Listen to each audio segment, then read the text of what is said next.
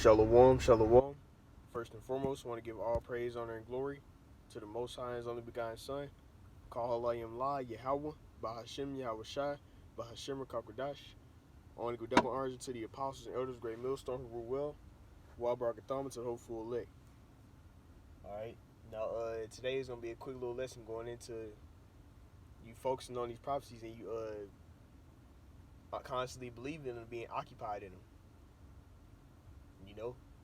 Because you're not gonna be able to stay rooted in this faith if you're not constantly looking.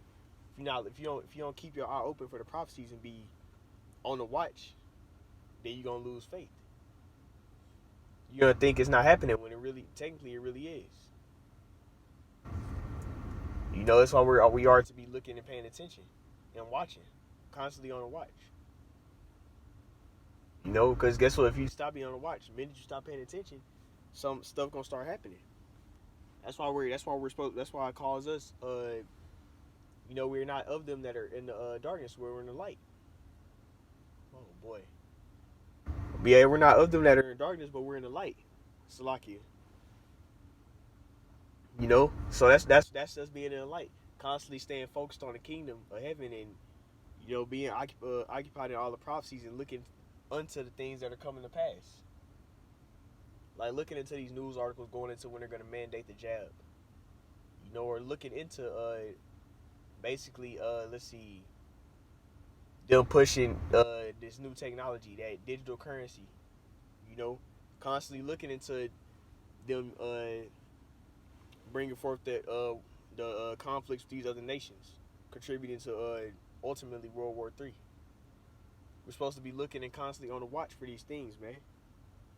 You see a lot of guys, they lose faith because they weren't. First things first. They weren't being diligent. They weren't single. So other stuff got into their mind and guess what? Their focus went on other shit. They started holding other things dearly more than it's true. Lord took a spirit off of them. But while you got it, you got to make sure you're being diligent. Also on the watch. Like if you ain't doing no reading the scriptures, if you ain't looking into no prophecies, then how are you going to build your faith? Because when you read the scriptures and you see these things coming to pass, it builds your faith.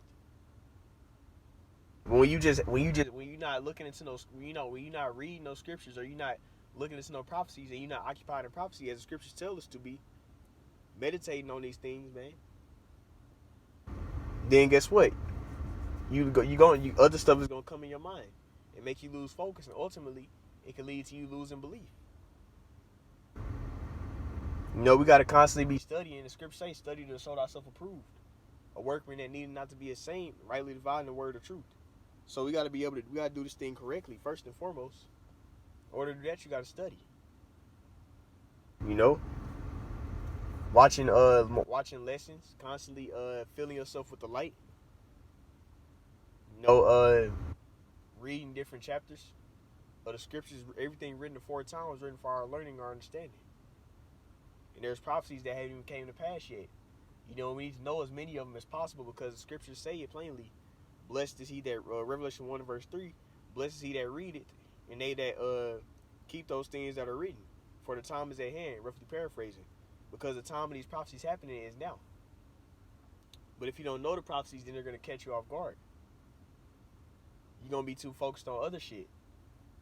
Because the Lord says, blessed is the servant, he shall find so doing. Doing what? Being occupied in these prophecies. Waiting upon the Lord. That's one of the main prophecies to happen. But there's things that's set to happen before the Lord comes. So you're going to be looking for the things to come before the Lord returns back on the scene. You're going to be looking at the things that's building up, that domino effect. Okay, this prophecy got to happen before this happens. The Lord ain't going to come back before the mark of the beast is implemented. Because that's the prophecy. The prophecy has to be fulfilled or the RFID microchip being implemented. Then the Lord going to come back. Because you got to destroy those that took it and deliver the ones that didn't. That has to be fulfilled. Him and the holy angels coming back. Jacob's trouble has to happen before the Lord comes back. But ultimately, the main prophecy is going to be the RFID microchip implementation. Alright? That has to happen, man. It's a lot of things that have to happen before You know, to this prophecy got to happen for this prophecy to happen. This got to happen for this to happen, man. And we got to stay focused on the watch, looking unto those things, man. So that we be ready, we can gird up our minds for it. Because if you ain't focused on that, if you just know, okay, if you ain't constantly occupied and focused in the light, then you're gonna be in darkness.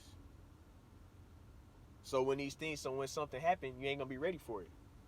Another lockdown happened, boom, you wasn't looking into the news articles, you wasn't focused on the prophecy, so it catch you off guard.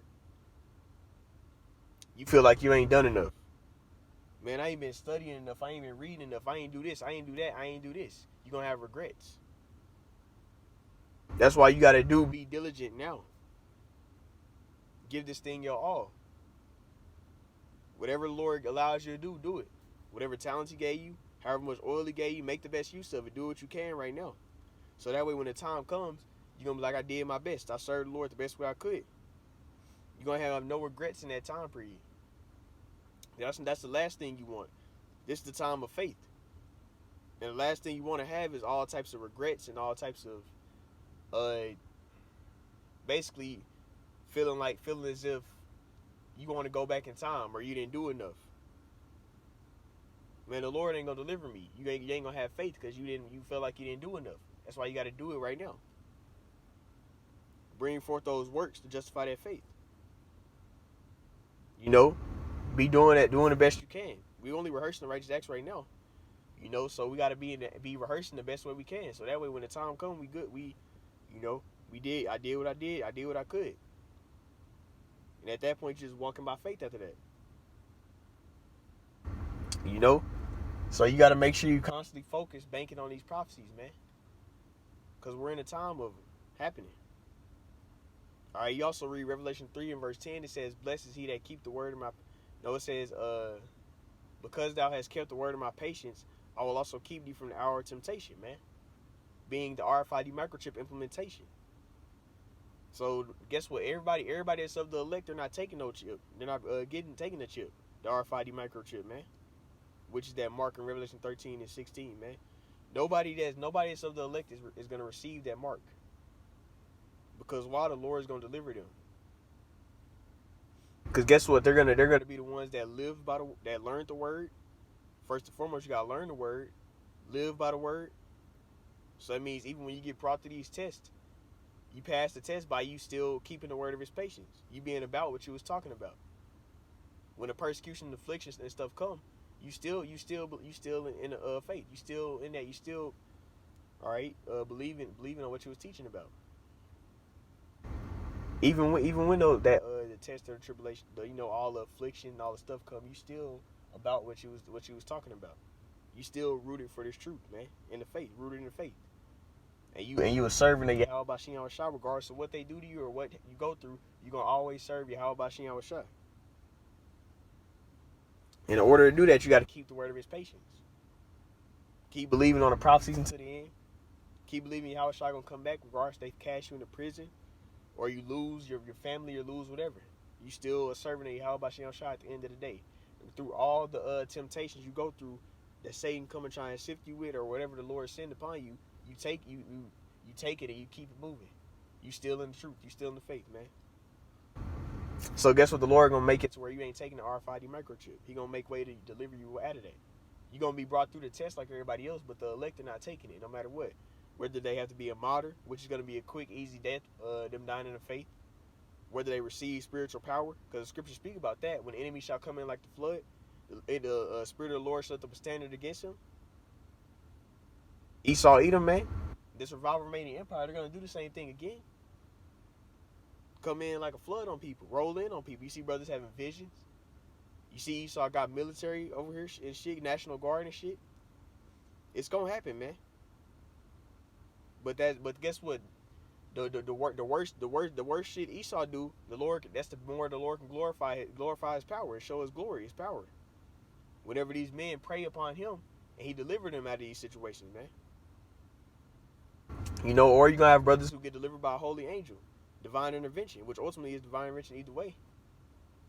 The Lord come through and make a way for you to get out of that stuff, man. A lot of angels to save you. They came in around about those that fear the Lord. So all these things are gonna happen because they keep the word of His patience. So that's what we got to do. So that way the Lord can deliver us from all this coming stuff to come. All right, that way the Lord make way for us to escape. But anyways, Lord willed us. This was edifying. And I'm gonna end it off by saying, "Call Halal Yahweh, Ba'ashim Yahweh Shai, Ba'ashim Rakakwadash." Next time, call me Yasharala, Shalom.